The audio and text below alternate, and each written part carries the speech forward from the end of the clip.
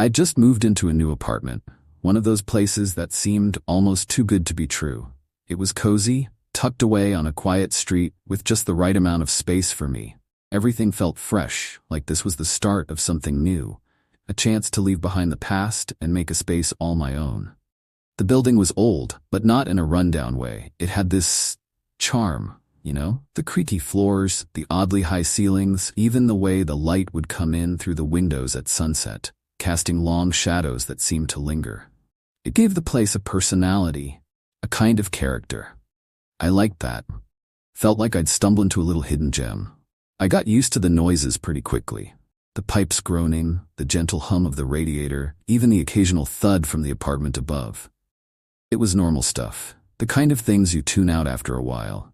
It all felt familiar, comforting, like I was slowly becoming a part of the place, and it was becoming a part of me. But I didn't know what was waiting for me.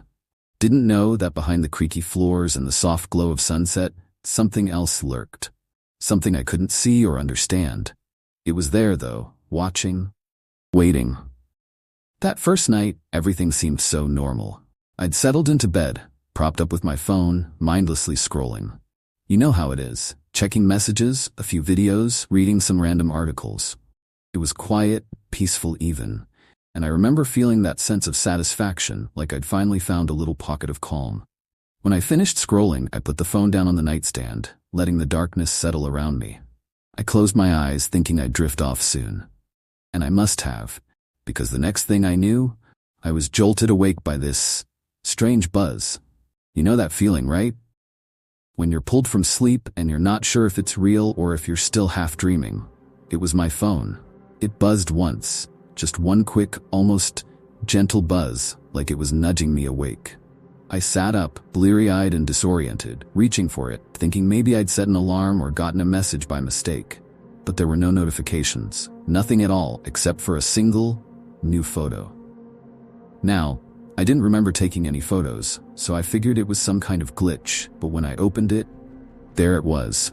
Just this blurry, unfocused picture of the corner of my bedroom. I kind of laughed it off, told myself it was probably an accidental screenshot, something that happened while I was handling the phone. Maybe I'd hit a button without realizing it. I mean, it happens, right?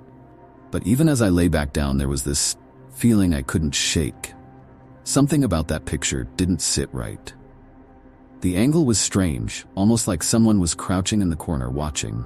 It showed part of the wall, a sliver of the bed frame, and a bit of the floor, but nothing else. It felt like a mistake, like a photo taken by accident, but one that didn't belong. Still, I was tired. My eyes were heavy, and I just wanted to go back to sleep. So I brushed it off, told myself I'd look at it again in the morning. And I did. I woke up, looked at that photo, and laughed at myself for getting creeped out over nothing. But that was only the beginning. The second night, it happened again, almost exactly the same way.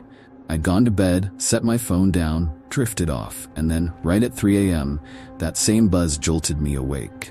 This time, though, I felt a flicker of dread before I even picked up the phone. I stared at the screen, not wanting to see, not wanting to believe this was happening again. But curiosity got the better of me, and I swiped to open the gallery, and there it was, another photo. This one was clearer, but just as strange. It showed the other side of my room, the door partially open, a sliver of the hallway beyond it. But the door, I knew for a fact that I'd closed it before I went to bed. I remember specifically locking it. I felt that chill go down my spine, that creeping sense that something was wrong. But I tried to shake it off, to tell myself it was nothing. Maybe I'd forgotten to close the door, maybe I was overthinking it. But that didn't stop the feeling that something was off, like I was being watched, like something new I was watching too. Each night after that I started noticing things, subtle, barely there, but enough to make me question my sanity. I'd wake up to find small changes, things I knew I hadn't done. My phone would be on the other side of the nightstand. The door, that damn door, would be cracked open even though I always locked it. And each time, like clockwork, there'd be a new photo waiting for me. The photos started to change too. They weren't just random shots of the room anymore. They were deliberate, almost like they were showing me something. There'd be these strange angles, the corners of the room, close-ups of the floor, and each one had this eerie clarity, as if someone or something was taking them on purpose. I started to get paranoid. I'd look at each photo, zooming in, searching for, I don't know, something. I wasn't even sure what I was looking for. But every time I looked, that feeling of dread grew stronger. It was as if I was staring into something that shouldn't be there, something I wasn't meant to see. By the fourth night, I was desperate for answers. I scoured every setting on my phone, reset everything, turned off all the features I didn't need. I even took out the battery at one point, hoping that would somehow stop whatever was happening. But when I put it back in, the photos were still there waiting for me. It's a strange thing, when you start to doubt yourself. I found myself asking questions I couldn't answer. Had I done something to trigger this? Was it some kind of prank or maybe a glitch? But as much as I tried to rationalize, that pit of dread kept growing, spreading its roots deeper and deeper until I could feel it every time I stepped into that room, every time I lay down to sleep. I tried to tell myself I was being ridiculous. It's just a phone, I thought. Just a stupid phone glitch, nothing to worry about. But the doubt wouldn't go away. The fear gnawed at me, made my skin crawl, kept me up long after the photos disappeared from the screen. I was starting to feel trapped, cornered in my own mind, and I didn't know how to escape. And then, on the fifth night, it got worse. Much worse. I'd gone to bed with a pit in my stomach, bracing myself for the inevitable buzz. And sure enough, right on time, 3 a.m. rolled around. And my phone buzzed, like it was taunting me. I didn't want to look. I knew whatever was there wouldn't make any sense, but I couldn't help myself. I reached over, heart pounding, palms sweaty, and opened the gallery. And that's when I saw it. The photo wasn't of the room anymore. It was of me. I was there, lying in bed, eyes closed, the sheets pulled up to my chest. But there was something else, too. A shadow. Faint, just barely visible, like a wisp of smoke hovering near the bed, almost close enough to touch me. It looked like a hand, reaching out, almost resting on my shoulder. My heart stopped. I felt frozen, like my body had turned to stone. I stared at that picture, trying to understand, trying to make sense of it. But there was nothing to understand. Nothing made sense anymore. And that's when I realized I wasn't alone. Something was in the room with me, and it had been watching me all along. I tried to tell myself it was just a nightmare, just a figment of my imagination, something that would fade in the morning light. But when I woke up, the picture was still there, staring back at me. My face, sleeping, peaceful, and that shadowed hand reaching out, frozen in place. I didn't understand. I couldn't understand. My stomach churned as I stared at it, trying to convince myself it was some trick of the light, a glitch in the camera, maybe a flaw in the lens. But deep down, I knew. I knew something was very, very wrong. I spent the day going over every possible explanation in my mind, turning over every little detail. I thought back to every app I'd downloaded, every message I'd sent, every setting I'd touched. I tried to make sense of it. Maybe someone had hacked my phone, maybe it was some bizarre, twisted prank.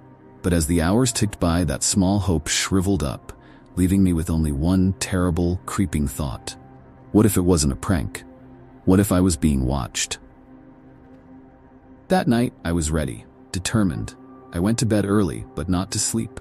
I sat there, back against the headboard, phone in my hand, and I waited. I told myself I'd stay up. I'd watch. I'd catch whatever or whoever was behind this. I watched the minutes crawl by, my eyes heavy, body tense. The room was silent, so still that I could hear the faint hum of the radiator, the distant creak of pipes.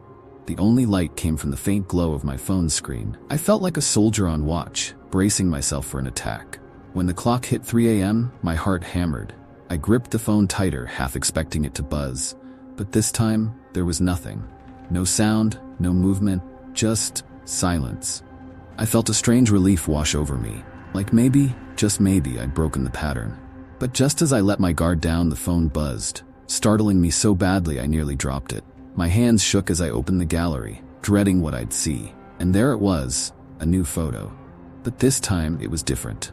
It was taken from a new angle, one I hadn't seen before, an angle from above, as if someone had been standing over my bed, looking down at me. The photo was crystal clear. I could see every detail, my blanket, my pillow, my face, eyes closed, unaware. And in the corner, that shadow. Fainter this time, but unmistakable. Hovering, lingering, watching. I felt like I was being played with, taunted. Whatever this thing was, it was getting closer. I started to change. I could feel it, like something was shifting inside me, a crack forming in my mind. Every creak of the floorboards, every hum of the pipes sent a jolt of fear through me. I began to dread nighttime, the way the shadows would stretch and bend, twisting into shapes that looked almost human. During the day, I tried to avoid my bedroom. I'd leave the lights on, triple-check the locks, anything to keep the fear at bay. But at night, there was no escape. The darkness would close in, pressing against me, reminding me that whatever it was still watching. I started to hear things, whispers, faint and distant, just beyond the edge of hearing. Sometimes it sounded like my own voice, murmuring in the dark, saying things I couldn't understand. I'd lie there, staring at the ceiling, straining to make sense of the sounds. But every time I thought I was close, they'd fade away, leaving me with only silence and my own racing heartbeat. I tried to talk to someone about it, just to see if they could help me make sense of it. But how do you explain something like this? How do you tell someone that every night, at exactly 3 a.m., your phone shows you photos you didn't take? That every night, you're shown glimpses of yourself, sleeping, while something stands in the shadows closer each time? People looked at me with pity, or worse, concern. Friends suggested I take a break, that maybe I was overworked, stressed. They told me to get some sleep, that maybe it was just my imagination playing tricks on me. But they didn't understand. They didn't know what it felt like to be trapped, to know something was out there watching, getting closer every night. So I stopped talking about it. I stopped trying to explain. I let people think what they wanted to think, let them believe I was just going through something. But I knew the truth, and every night I waited. I waited for the next photo, the next reminder that I was never alone. After weeks of this, I couldn't take it anymore. I was exhausted, terrified, on edge every second of the day. I knew I had to do something, anything, to put an end to it. So I decided to confront it, whatever it was. That night, I stayed up again, phone clutched in my hand, determined to catch it in the act. The clock ticked closer to 3 a.m., and I felt my pulse quicken, my hands sweating, my breath shallow. I kept telling myself that I was stronger, that I wouldn't let this thing control me. And then, as if on cue, the phone buzzed, the screen lighting up in the darkness. I opened the gallery, half expecting the usual. But what I saw made my blood run cold. It was a photo of me, sitting up in bed, phone in hand, eyes wide open, staring directly at the camera. I was awake, and yet, I had no memory of taking that picture. It didn't make sense. I felt like the ground had been ripped out from under me. I was right there looking back at myself, but I had no memory of it. It was like there was another version of me. Someone who watched, who took photos, who knew things I didn't.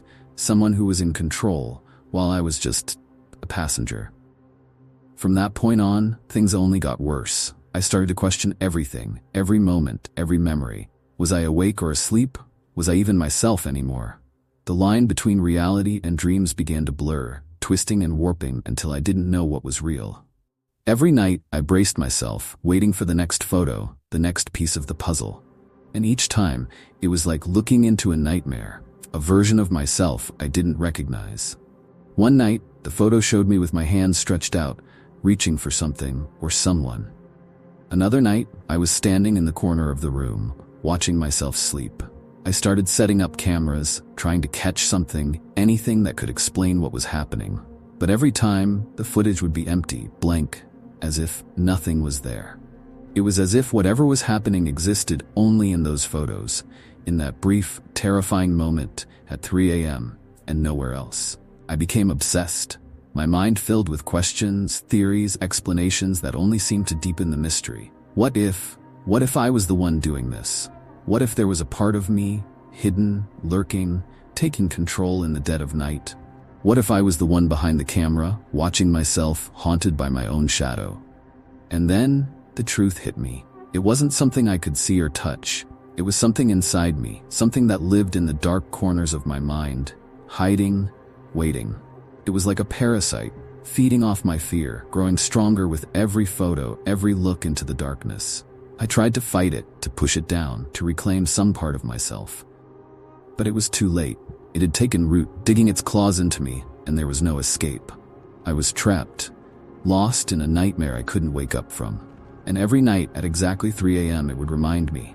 A new photo, a new vision of myself, staring back at me with eyes that weren't my own. Eyes that saw things I couldn't, that knew things I'd never understand. It was me, and yet it wasn't. It was something else, something twisted and dark, something that had waited in the shadows, watching until it was ready to take control, and now it had me. That final night, I was ready to end it. One way or another, I needed answers. I needed to know what was happening to me. This thing had taken everything. My sleep, my peace, my sense of self. I didn't recognize the person I'd become. Hollow and haunted, like a shadow of who I used to be. I sat in my bed, phone in hand, staring at the blank screen, waiting. My heart was pounding, the silence pressing in around me like a weight, thick and suffocating. I watched the seconds tick by, feeling my pulse in every part of me, feeling that dread clawing up from the pit of my stomach. And then, 3 a.m. I felt the buzz, that familiar, unwelcome vibration, like a whisper that said, "It's time." I opened the gallery, my hands trembling. I could barely breathe as the new photo loaded.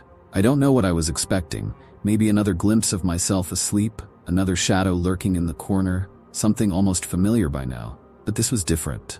This photo wasn't of my room. It was somewhere else entirely. It showed a place I didn't recognize, a dark, narrow hallway, dimly lit by a single flickering light. The walls were peeling, cracked, with strange marks smeared across them. The floor was damp, like something had seeped through the cracks, pooling in dark, murky patches.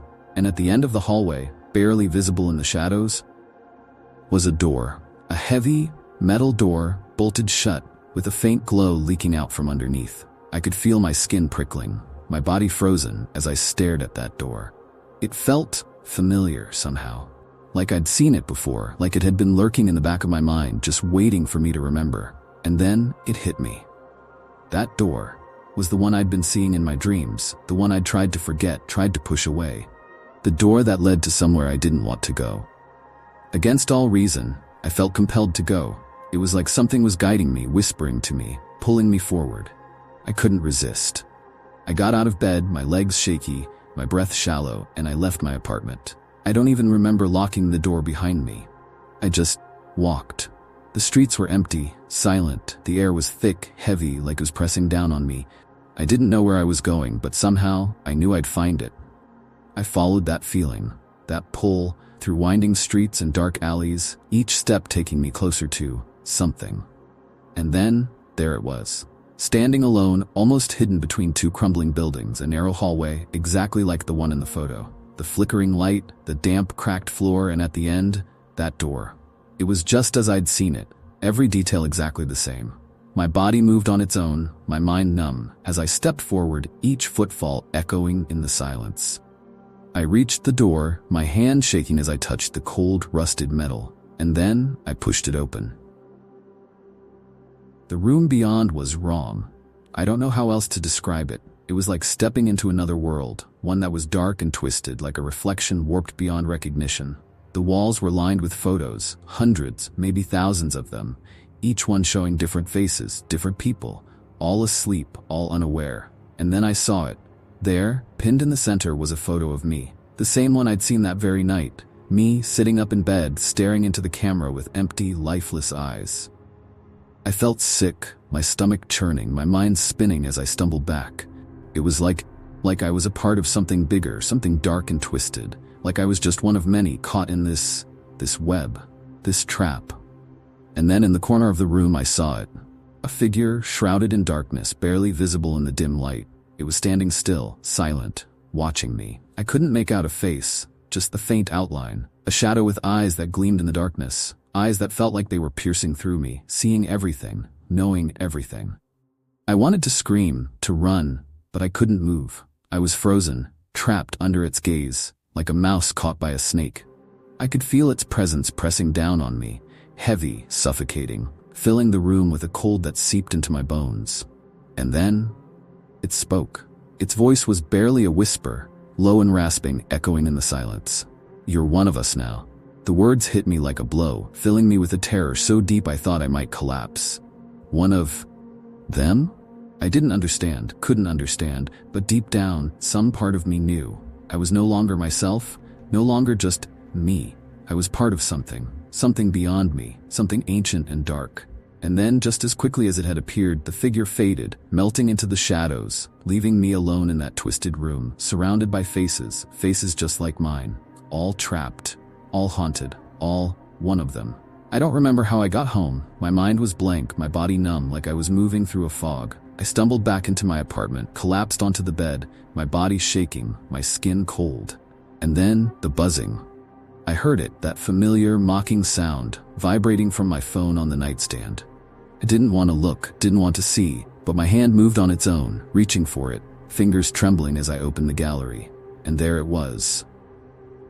Another photo, but this time it wasn't of me. It was taken from above, looking down at my bed. And there, lying still, eyes closed, was a face. My face, but it wasn't me. Not anymore.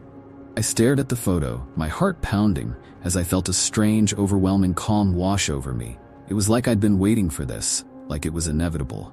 And as I lay there, staring into my own lifeless eyes, I understood.